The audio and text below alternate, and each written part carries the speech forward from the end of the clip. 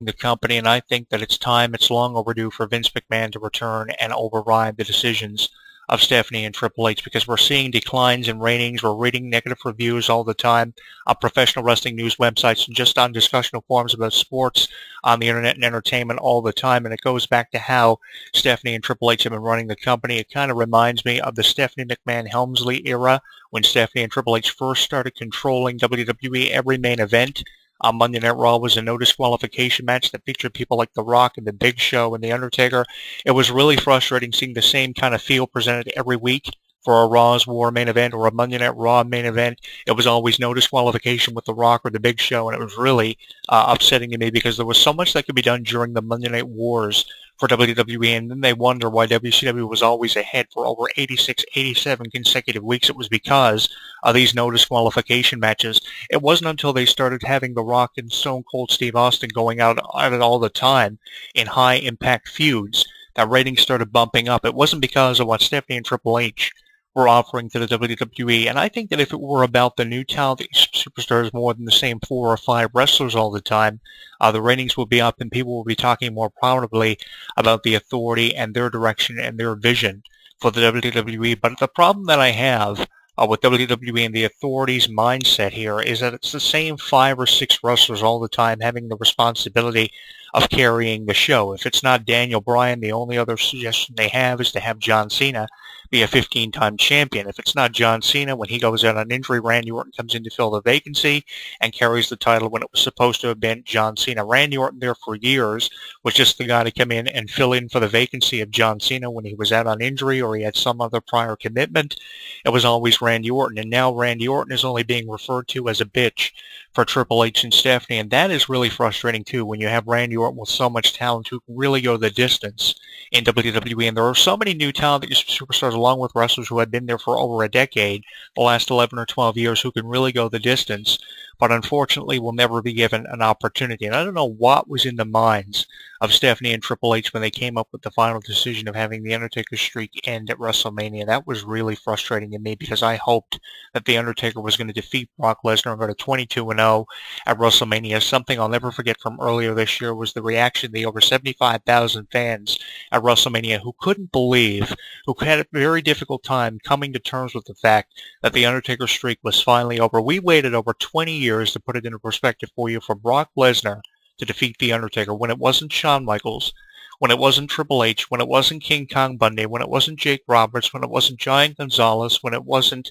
some of the biggest names in the wrestling industry, Randy Orton, Batista, whoever. We waited over 20 years for The Undertaker streak to come to an end because of Brock Lesnar wanting to end The Undertaker streak and come back after 8 years. I mean, give me a fucking break. And it all goes back to how the Authority have been running the company, and the only one in a position to override the Authority, even if he is anymore, is Vince McMahon, and it doesn't seem like Vince is coming back anytime soon. If he does come back, it'll be after SummerSlam. That will give the Authority a year in power, and it's been one of the most out-of-control years that we have seen in WWE history, in the over 50-plus year history of the organization, even going back to when Vince McMahon Sr. used to run the corporation, and you had some of the biggest names in wrestling on top when Vince McMahon Sr. and even Vince McMahon himself were running the company back when Vince was doing announcing even. I have never seen a more out-of-control year than what we have witnessed here in 2014, and it's all because of what Stephanie and Triple H have been doing with the WWE. And I think what it comes down to is the fact that they don't know what they're doing from one minute to the next. There are so many injuries that we have seen over the past 6 months, from the Intercontinental Champion to the WWE Champion. I mean, in this year alone, we have had the 2 main singles champions go out on injury, and there seemingly has been nobody to come in and fill the vacancy that the former champions have left behind. There's no sign of when Daniel Bryan will be returning. The only thing being done with the Daniel Bryan angle is this feud between Stephanie and Brie Bella, and look how far they have taken this feud. We have seen Stephanie go as far as to be locked up on an edition of Monday Night Raw shaming the McMahon name. Now, here's how it could play out. Where Stephanie was recently locked up on Monday Night Raw, it wouldn't surprise me at all if Vince or Shane returned and said that she had shamed the McMahon name by being locked up on national television. But in saying that, when you really sit back and put it into perspective. She's not the only McMahon who's been arrested multiple times on television. Both Vince and Shane have been arrested, especially during their feud with Stone Cold Steve Austin and how out of control the Attitude Era was. She's not the first McMahon to be arrested on national television, and she probably won't be the last. We'll see McMahons to be arrested in years to come in WWE, but it wouldn't surprise me if Vince and Shane used that as an excuse to override the authority and came back within power of the WWE. And I would love to see something like Shane McMahon come back as the GM of Monday Night Raw. He hasn't been the GM of Raw since 2009, or I'd love to see Vince McMahon come back as the chairman without a general manager for a few months and run WWE. And what it could come down to, we're leading up to Survivor Series after SummerSlam in November. It could come up to Vince McMahon versus Team Triple H at Survivor Series. Team McMahon versus Team Triple H in a 5-on-5 traditional Survivor Series elimination match. And it would be interesting to see what kind of teams Vince and Triple H would come up with for Team McMahon versus Team Triple H. Obviously, Triple H will put himself on a team. Vince McMahon will probably have 5 representatives like he did at Survivor Series in 2001, and the winning team to the opposing team would gain complete control of the WWE, with 100% control of the organization being turned over to the captain of the winning team. If Triple H's team wins, he remains in power with the authority.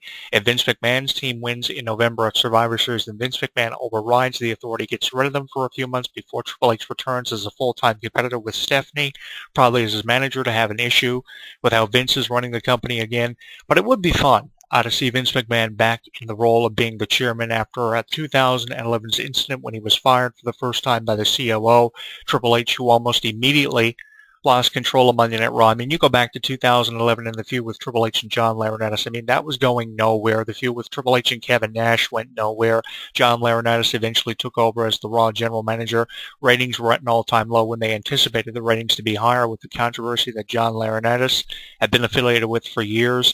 And then Triple H loses control of Monday Night Raw. It was spiraling out of control week after week after week. Vince McMahon eventually comes back and relieves Triple H of his duties of running Monday Night Raw. He's still the COO, but he can no longer run Monday Night Raw. They had to appoint general managers like Vicky Guerrero and Brad Maddox, and that still went nowhere. WWE storylines are so boring here in 2014, and it goes back to the lack of creativeness from the WWE creative team. And then you wonder why wrestling fans have blamed WWE creative for everything that's happened in the WWE. If there was ever a crusade by anybody in professional wrestling, kind of like how Edge a number of years ago was on a crusade to take out everything stupid in WWE, the primary thing to take out will be WWE creative for Paul Levesque, Triple H, because he's the reason why all this shit is happening in WWE that doesn't need to be happening, and Stephanie is the reason for all these shitty storylines that we're seeing. You need to take her off of WWE creative altogether to get somewhere with the storylines. It's really frustrating when you see things like Daniel Bryan and Wade Barrett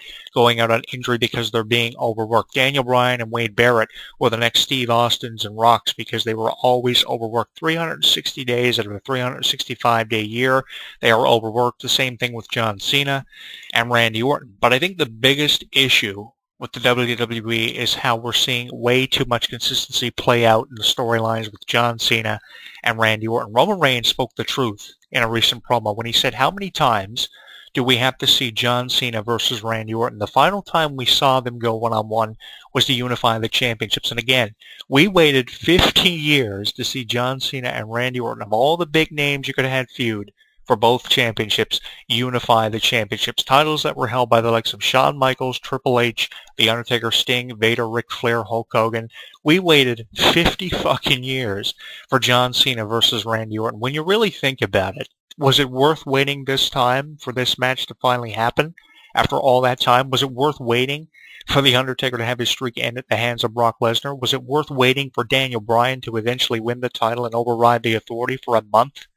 I mean, give me a break. Nothing has happened in 2014, and I reiterate, I keep going back to that promo that Triple H gave us a few days before we turned over from 2013 to 2014. He said that 2014 was going to be the most unpredictable and most unbelievable year that we have ever witnessed as wrestling fans, and nothing has fucking happened, especially after guaranteeing that 2014 was going to be the biggest year ever.